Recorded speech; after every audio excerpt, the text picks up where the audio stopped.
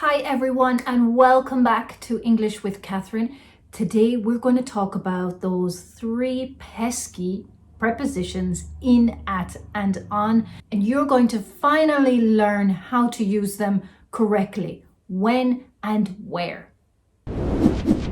Today we're going to discuss using in, at and on when talking about time and places. Okay, first we're going to look at some typical mistakes made by learners of English. I'm going to put them on the screen. I want you to spot the mistakes in each of these sentences. The two couples were married in two different cities at the same day 25 years ago. The general was killed at 26th August. What do you usually do in the weekend? They're going to Australia on September for a conference. Okay, did you spot the mistakes? If not, here are the answers.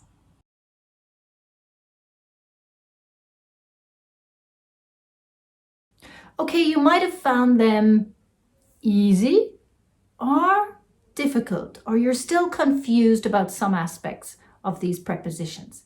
Let's take a deeper look when using in, at, and on when talking about time. We use at when talking about points on the clock or clock time, like 3 a.m., 2 p.m., 4:30. My meeting is at 6 o'clock.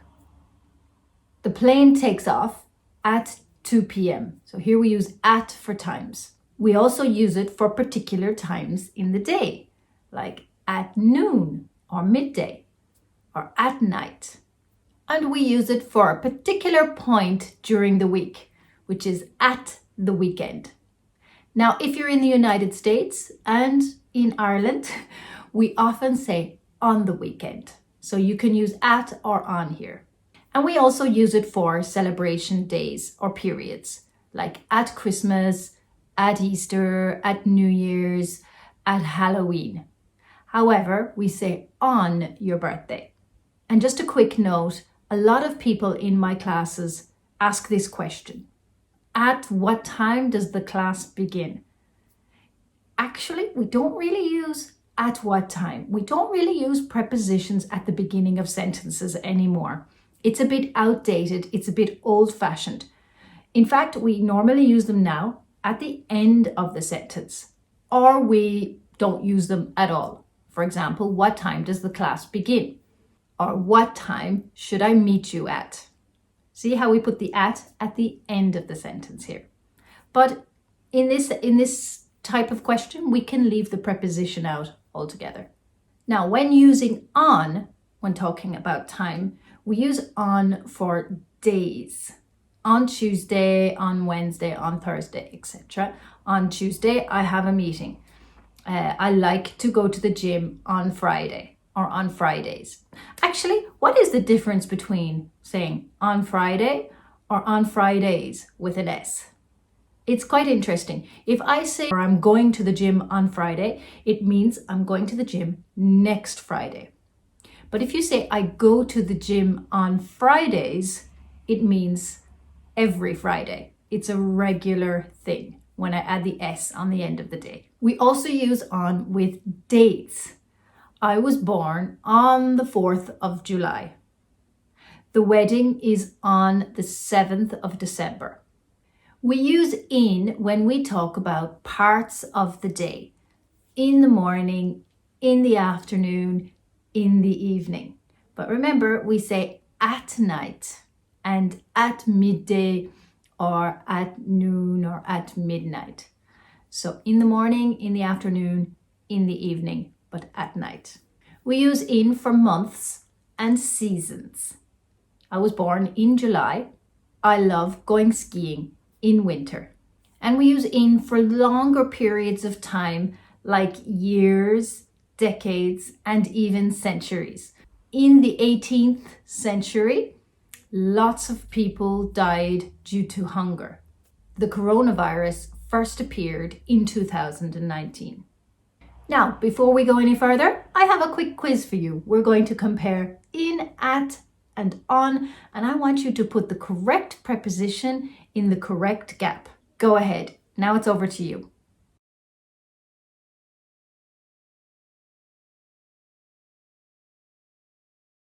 Okay, let's look at the answers together. We never go away at Christmas because it's too expensive. On Christmas Day, here we use on because it's a day, like Monday or Tuesday. So on Christmas Day, the whole family gets together. I always work best in the morning, yes, and I often get tired in the afternoon. The ship left the harbour on the morning of the 9th of November. So if it was just in the morning and it finished there, then we would use in the morning. But we're talking about the 9th of November, which is a date. So we say on the morning of the 9th of November. So we're more concerned about the date. At the end of the film. All right. So because we have of the film, we need to put at here. So at the end of the film, everyone was crying. However, in the end, I bought a new copy. Okay. So when we have in the end with nothing really after it, with no of the something, we say in the end.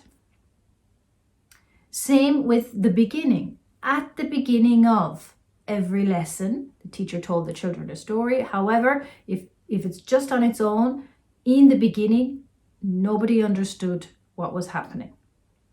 If you had, in that example, if you had beginning of the lesson, we would have to say at the beginning of the lesson, not in the beginning of the lesson.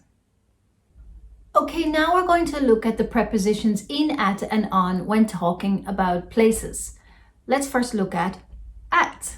At is used to indicate a specific point or place, not the name of a town or a village or a city or a country, but just a specific place, like a train station or a cafe. For example, I'll meet you at the cafe.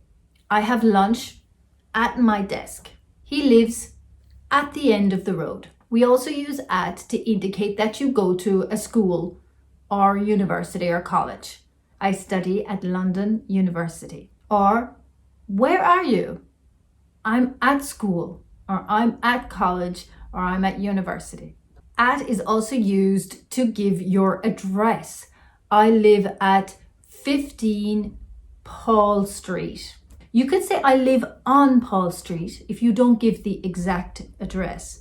But if you do give the number, I live at 15 or 20 Paul Street, or whatever the street name is.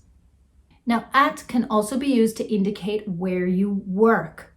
I work at Google. I work at Microsoft. I work at an accountancy office. So we wouldn't say I work at London. Be careful about that. It's the actual company or the firm that we're talking about.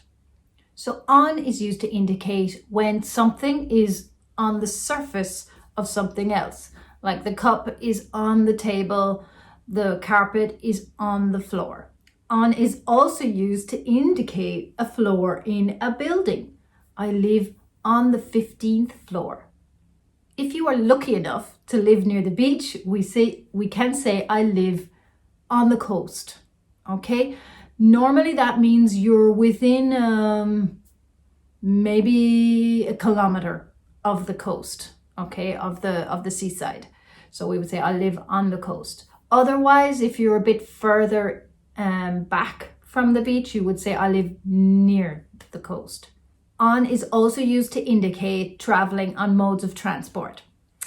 You could say I'm on a bus, I'm on a plane, I'm on a train, I'm on a motorcycle, or I'm on a bike. However, we use in for taxis, for cars, and for helicopters.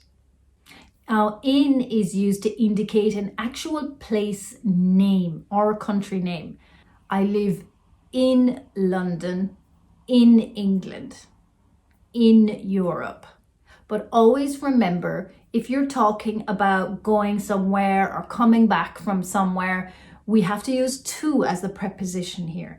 We don't say I'm going in London. We would say I'm going to London, specifically because we're using that verb go, going to somewhere. It's not just with the verb go, it's also with other movement verbs.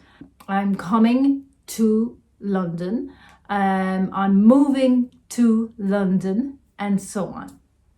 Okay, another quick quiz. I'm going to give you some locations and I want you to put the correct preposition in, at, or on before these locations. Good luck.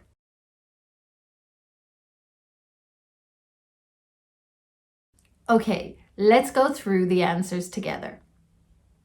It's at home, in a car, on a bus, at work, in a taxi, on a train, at school, in a helicopter, on a plane, at university, on a ferry. You could say in or on a boat.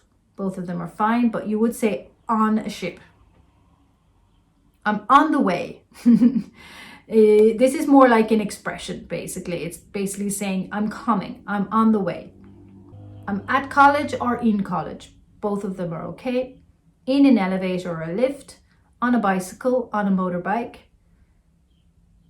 at the top of the building, in the newspaper. I heard it on the news. It has been in the news lately. I know it's confusing with these different, so it's in the newspaper and in the news, but I heard it on the news. So you're on a horse or on an elephant, at the bottom of the lake, in the sky, on the radio, on television, on the internet, on the side. This is like when you order something in a restaurant and you want something not in the meal, but on the side. Like I'll have a salad on the side. In a row, this is when you do something consecutively. Like I do 5 squats in a row. On the left, on the right, at reception. And the last one, I am on Oxford Street. If someone asks you where you live or where you are, you would say, oh, I'm on Oxford Street, or I live on Oxford Street. Okay, how did you go with all of those? Did you learn a few new things? Fantastic. I'm going to leave you there, but I have an extra little quiz in the description below. I want you to do the exercises and write the answers in the comments, and I will actually take a look. So good luck with that. Thanks again for joining me, and see you again for Grammar Tuesday.